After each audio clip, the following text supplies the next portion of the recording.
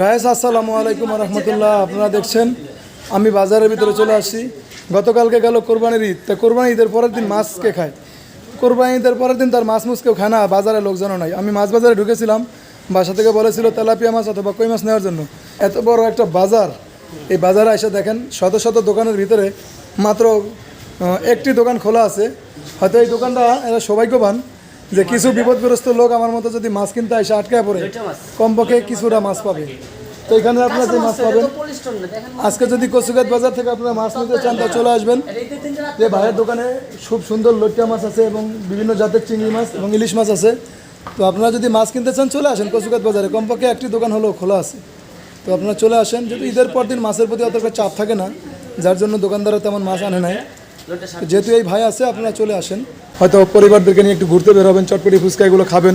তো যেহেতু তারও তো ঘোরার ইচ্ছা আছে, তো আপনারা দ্রুত চলে আসেন, মাছগুলো নিয়ে বাইকে মুক্ত দেন, ভাই যাতে বিকালবেলা তার পরিবারদেরকে নিয়ে ঘুরতে বের হতে পারে।